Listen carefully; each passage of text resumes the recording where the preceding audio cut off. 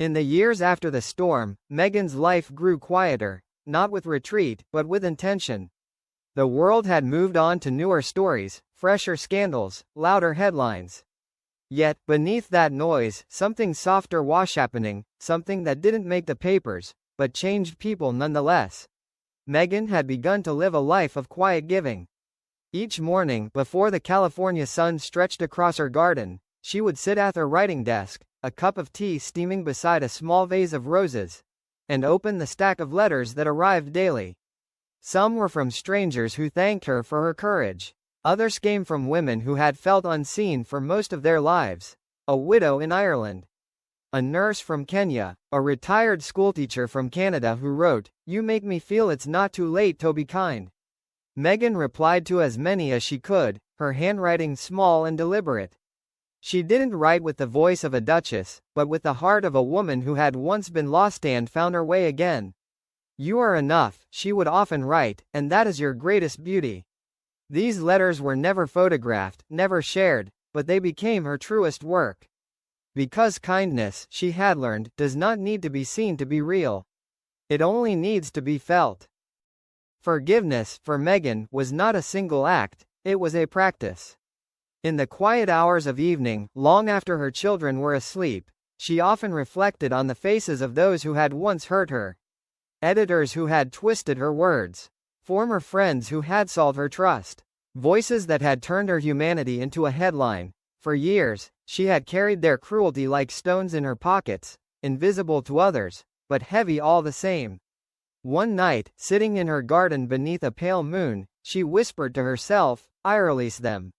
And in that moment, something inside her loosened. Forgiveness, she realized, was not about excusing what was done. It was about freeing the space where pain had lived too long. When Harry once asked her, "Don't you ever wish you could confront them?" she smiled faintly and said, "No. I wish them peace. Because wishing them pain means I haven't healed." It was a lesson she came to live by. That forgiveness was not weakness but wisdom, not surrender but survival. It allowed her to love more gently, speak more softly, and walk more lightly through the world. It was her final rebellion, choosing grace where bitterness would have been easier. As the years passed, Meghan created a ritual of gratitude, one that she guarded like a sacred secret. Every December, when the house grew quiet and the air turned cool, she would light a single white candle and sit by her window overlooking the ocean. Before her was a stack of cream-colored paper and a pen, elegant but simple. These were not Christmas cards. They were thank-you notes, written not for public figures or old friends, but for those who had touched her life quietly. The local grocer who remembered her favorite tea. The gardener who had once planted lavender outside her children's windows because it keeps the bad dreams away. The woman at a shelter who told her, "You made me feel human again." Meghan wrote to each one, not for what they had done, but for what they had reminded her, that life's greatest blessings are rarely wrapped in gold.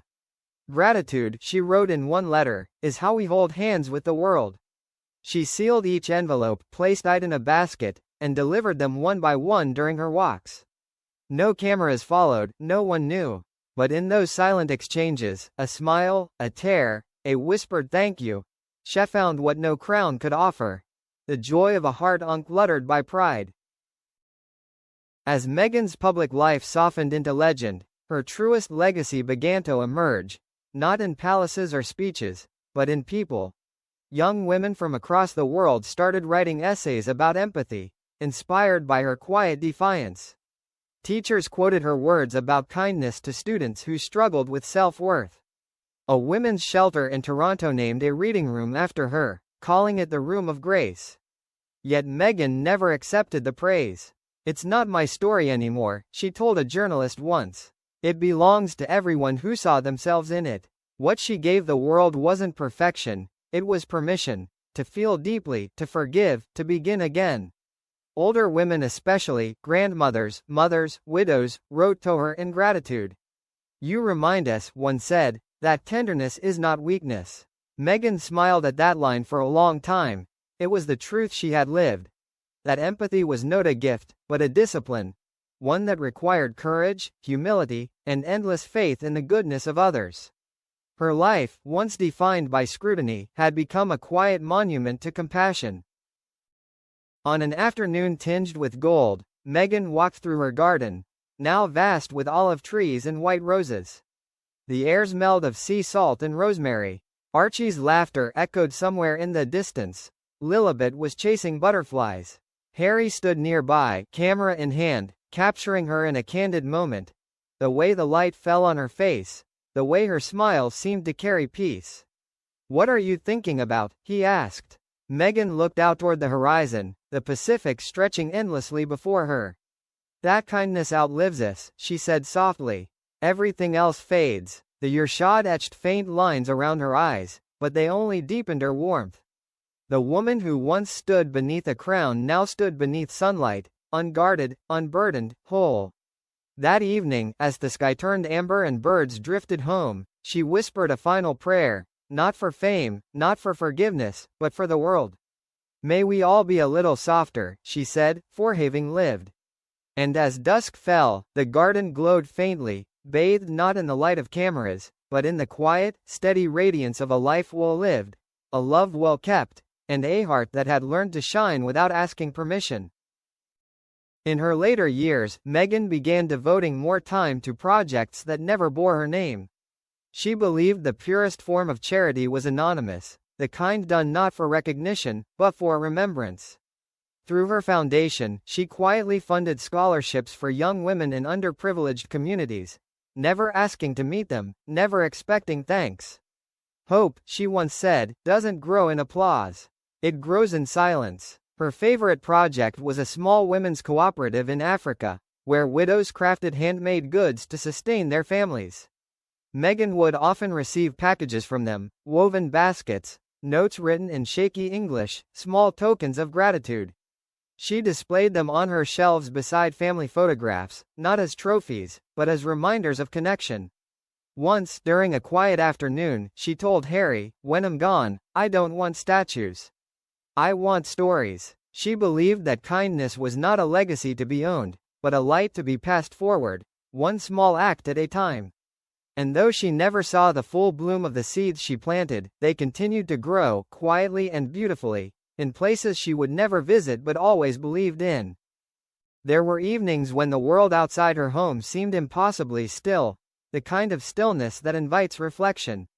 Meghan and Harry would sit on their balcony overlooking the hills, wrapped in soft blankets, listening to the faint hum of the ocean.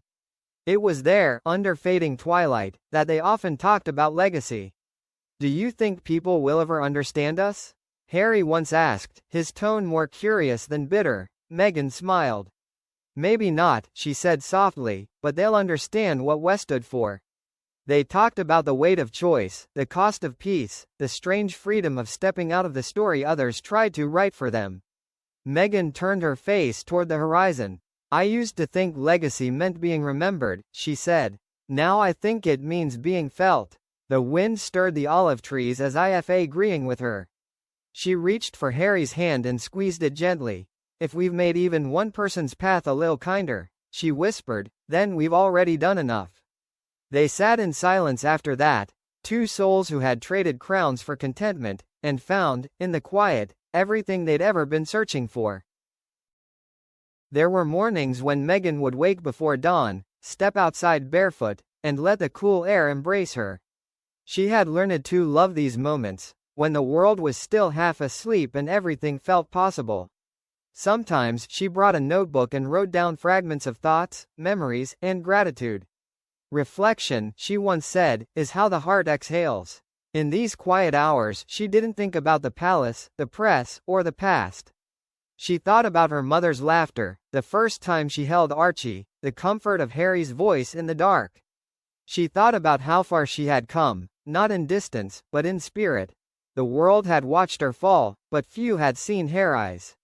"Maybe that's how it's meant to be," she mused once, writing by the light of a single candle.